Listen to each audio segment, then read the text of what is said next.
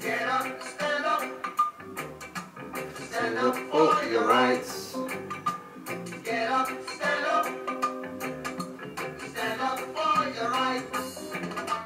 Get up, stand up. All right.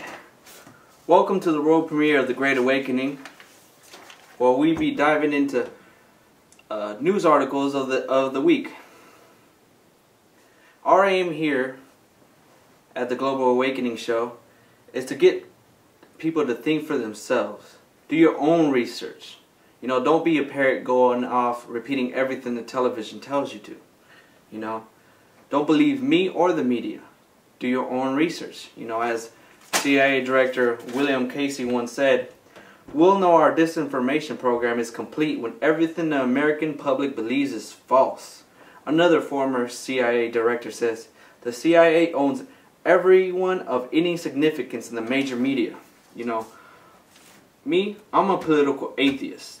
I'm not left or right, nor red or blue. I'm not a Democrat or Republican. I am for the side of truth and facts. Alright, in our first show, we'll be talking about the Gulf oil spill. Evidence in an Infowars.com article entitled "Evidence Points to BP Oil Spill, False Flag." We'll be talking about 4 different evidence that shows that BP could be, the oil spill could be a false flag.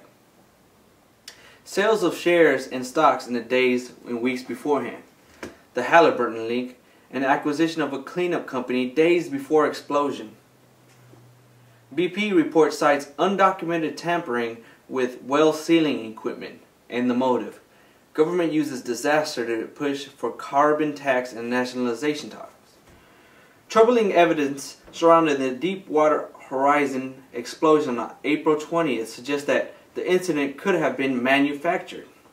On April 12th, just over 1 week before the Deepwater Horizon rig exploded, Halliburton, the world's second largest oilfield services corporation, surprised some by acquiring Boots & Coots, a relatively small but vastly experienced oil well control companies. The company deals with fires and blowouts on oil rigs and oil wells. It was responsible for putting out roughly 1/3 of more than 700 oil well fires set by Kuwait by retreating Iraqi soldiers during the Gulf War. Halliburton was forced to admit in testimony at a congressional hearing last month that it carried out a cementing operation 20 hours before the Gulf of Mexico rig went up in flames. The lawsuits claim that 4 Halliburton workers stationed on the rig improperly capped the well. According to a 2007 study by Minerals Management Service, cementing was a factor in 18 of 39 rig blowouts in the Gulf between 1992 and 2006. Okay, so it's funny how the reason why this is weird and funny is because Halliburton acquired a company called Boots & Coots, which, as I've said before, deals in oil well fires. You know, they clean up the mess. And it's funny how Halliburton was also on the rig, 4 of them, and had 4 Halliburton workers stationed on the rig and improperly capped the well. So they had the cleanup crew they had just bought a couple of days prior, before the explosion, and 4 workers on the rig in an improperly capped well. BP has admitted that to buying Yahoo and Google keywords in an attempt to control publicly available information in the wake of the catastrophe. It seems that the company is taking all the flack for the spill, while the Halliburton leak is roundly ignored. BP's prepared testimony briefing, which since has been leaked online, also intriguingly notes that the hydraulic control system on the equipment designed to automatically seal the well and in case of an emergency was modified without their knowledge sometime before the explosion. The extent of these modifications is unknown at this time, states the report on page 37. You can go look online and find this page 37 in the report. As I said before, it says, identified undocumented modifications to the hydraulic control system. The extent of these modifications is unknown. And we know that Halliburton was on that 20 hours before. They also have the cleanup crew. What a coincidence. Possible prior knowledge of the explosion is also evident via huge dumping of stocks and shares in the weeks and days prior to the incident. Goldman Sachs dumped 44% of its shares of BP during the first quarter. Shares that subsequently lost 36% of their value, equating to $96 million saved in their pockets right now. Furthermore, as reported by London Telegraph on June 5th, Tony Hayward, the chief executive of BP,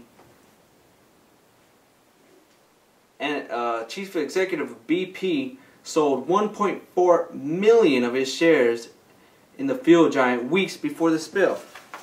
You can go online and look at this Telegraph report entitled BP Chief Tony Hayward sold shares before oil spill. And he goes on television saying he's sorry and that he wishes he could have his life back. Yeah, I bet you wish you could have more money, don't you? Filthy scum. I tell you. All of which has been capitalized on the Obama administration to re-invoke talk of the carbon tax, and has created the opportunity to reintroduce the idea of nationalizing oil, which the Democratic leadership has long sought. So this is their motive. Like, they try to introduce the carbon tax because of the global warming, but since then, hackers have leaked into scientists' emails. As reported in ClimateGate, the final nail of the anthropogenic global warming, these hackers hacked into the scientists who were trying to push carbon taxes on us. They were supporting that, and because of their scientific research. Well, in these emails, they themselves said they don't believe in global warming. They have manipulated evidence in their emails stating that they provide doubts, that they have private doubts about whether the world really is heating up. In one of their emails it says, the fact is that we can't account for the lack of warming at the moment, and it is a travesty that we can't. So they can't account for it, and so they manipulated evidence. In one of the emails it says, I've just completed Mike's nature trick of adding in the real temps to each series of the last 20 years.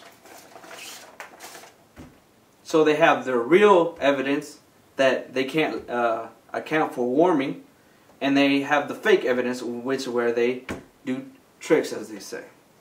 They also suppressed evidence, and they also had fantasies of violence against prominent climate skeptics, scientists. They also attempted to disguise the inconvenient truth of the medieval warm period, which was on average 10 degrees hotter than it is right now during the medieval times. So, what would happen with the cap and trade? Well, let me tell you. Well, actually, let President Obama tell you. Candidate Obama conceded during the campaign that plan would hit consumers hard. Under my plan of a cap and trade system, electricity rates would necessarily skyrocket. So he says the electricity rates will skyrocket. Not only that, they will tax the American people to death. So we have their motive. After the global warming debacle was debunked, and global warming, no one in their right mind can believe in the global warming, they were, asked out, as to say, So they needed another issue so they can keep pushing their newly named energy tax. So how convenient was the oil rig disaster to happen? So now they have reinvigorated talk of the cap and trade. This is just disgusting. That's my evidence on the BP oil spill. Thank you for watching the first episode of The Great Awakening.